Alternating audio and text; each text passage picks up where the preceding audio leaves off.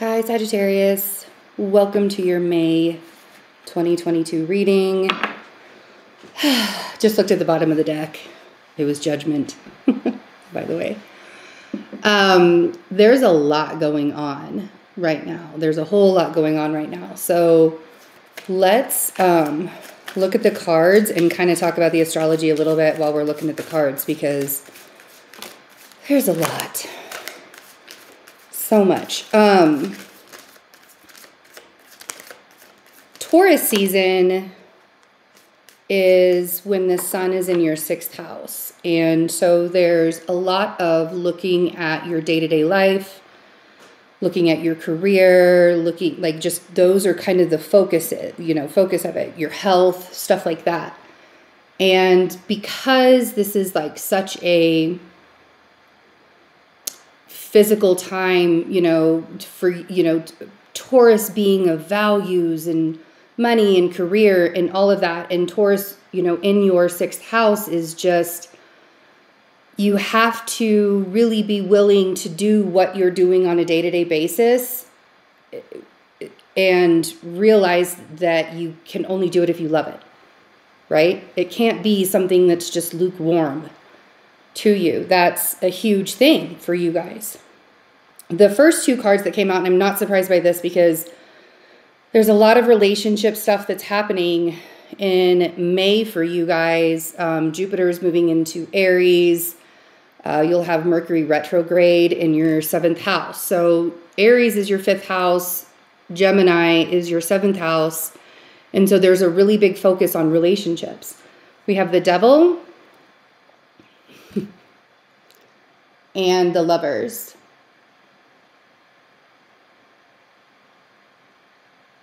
And this is like so incredibly true for this time of year, that you will be very much looking closely at your career, right? The Capricorn energy of the career and the organization and the becoming successful.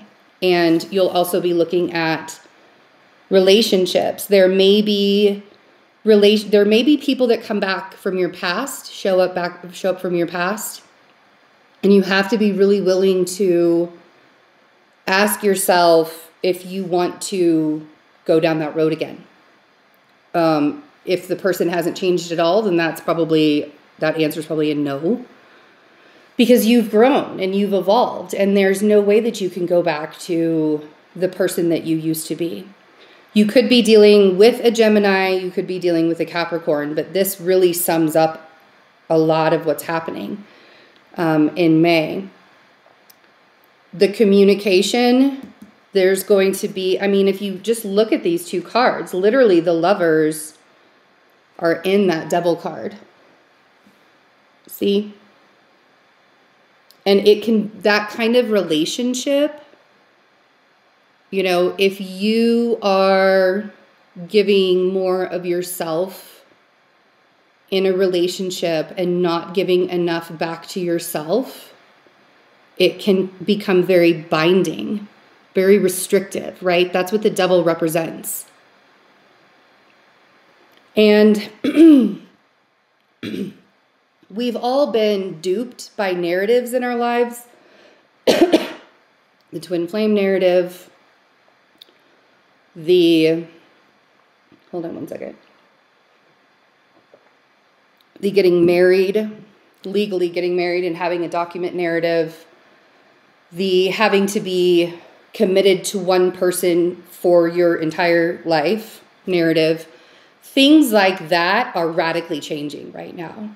And even as Jupiter moves into Aries, there's very much an I am, a warrior stance to us, right? So when this Mercury retrograde in Gemini is happening, and it starts on May 10th and it's going until June 3rd, and then we'll have a post-shadow period. Right now we're in the pre-shadow period because I'm doing this reading on May 4th. Oh, may the 4th be with you.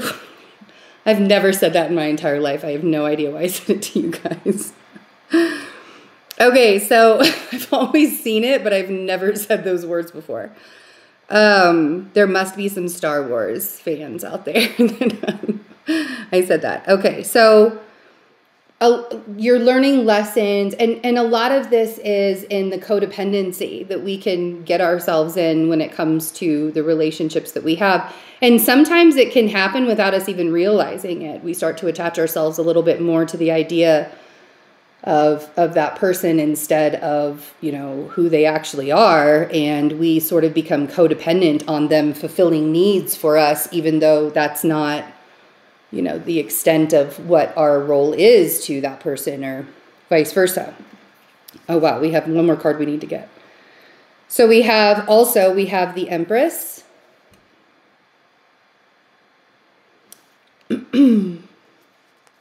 We have the Knight of Cups. And we have the Eight of Cups.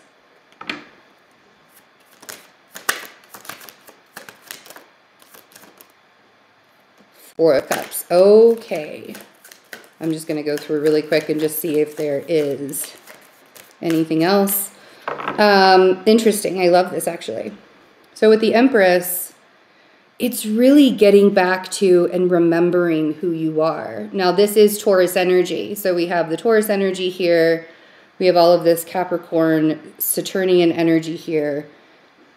And we have the Lovers energy here. So everything that we're really looking at, the Gemini, the Capricorn, the Taurus, all here. And it's fascinating to me because it's literally saying the lesson that we're learning right now is the less you hold on to that codependent nature of a relationship, the easier it is for you to thrive in abundance and create, which is what Jupiter and Aries really wants you to do.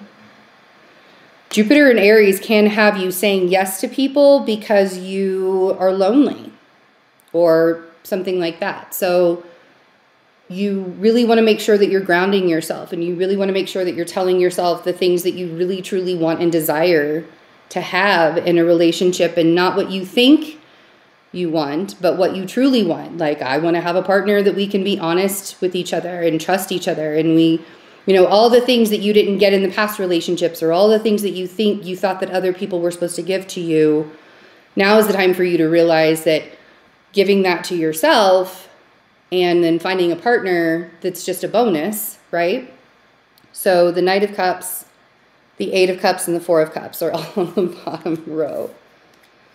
There is an air of emotions just kind of running really, really high right now.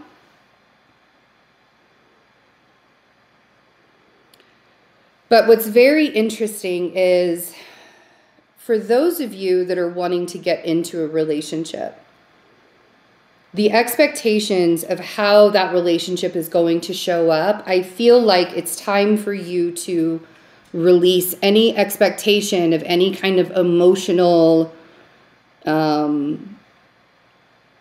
support that you think that you need, when in reality, it's the support that you need from yourself first, right?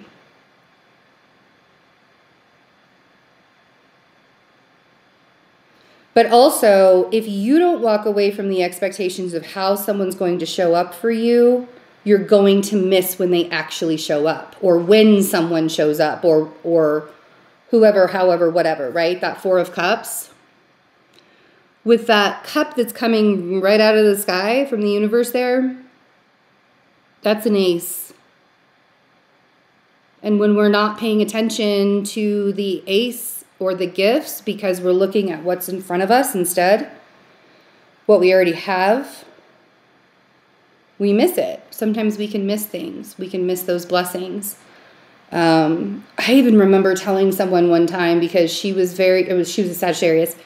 She was very much not, like, she was like, I don't want to be in a relationship. I don't care who's coming towards me. I don't care who's trying to woo me, like all of those things. And I was like, listen, I understand how that feels, how you just want to like cut yourself off from everybody and just be like, no, I'm done. But that's not love. That's not loving yourself. That's not loving other people. That's not keeping yourself open. And it's hard to be open when your wounds are still very, very raw, right? And so you have taken time to, take care of yourself. And, we get to, so, if you are now, after a time of taking care of yourself, wanting to get into a new relationship, or even being like, well, I feel fine now, I don't even want to be in a new relationship, cutting yourself off from any options that are coming in will stop the blessing. She ended up getting wooed by somebody, and she was like, I don't know, I really, it's really nice and it's really great to have this attention. And I was like, don't close yourself off to it. And they're still together. He actually won her affections. But Mercury retrograde is going to be really difficult this time around because it's in Gemini, Mercury's in his domicile, and it's going to be chaotic. And we're going to say things, we might say things that hurt other people in this time, or we say things without thinking, basically. It's like we're talking faster than we're thinking. Jupiter in Aries, Venus is going to be conjunct Chiron during the Scorpio solar eclipse in your 12th house. And so Venus conjunct Chiron in Aries in the 5th house is bringing up all of those old past wounds and all of this pain. And that's going to be on the 15th and the 16th, and everything where you were triggered in such a way that you had to learn how to heal yourself. And the Scorpio full moon is going to be a very cleansing full moon. It will be emotional, and the energies are not going to be bright and shiny and fun, but it's absolutely necessary. There are things that you're holding on to, and it's creating a mental block from creating, from any kind of creativity. There are old triggers, old habits, old codependencies, just emotional things that it's time for you to allow yourself to release. The Lover's card isn't just about relationships. It's also about making decisions. It's about being in alignment. It's about being in alignment and being able to make decisions while in alignment. And it's not being in complete alignment. It's just in alignment to your journey and your path. And sometimes we allow relationships to hinder that. So this is a huge time for you guys to reassess where you want to be with yourself when it comes to relationships and other people, and letting yourself see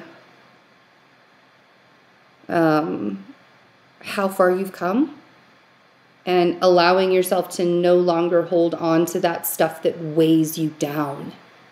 That's going to be the biggest thing, because there's a lot of opportunities coming up, open opportunities. So I love you guys so much. This is going to be kind of a very interesting May, sort of like a roller coaster. So here we are, still doing it. We are going to go through the astrology in depth, and we're going to clarify all of the cards in your extended. I hope to see you guys there. I love you so much. Bye.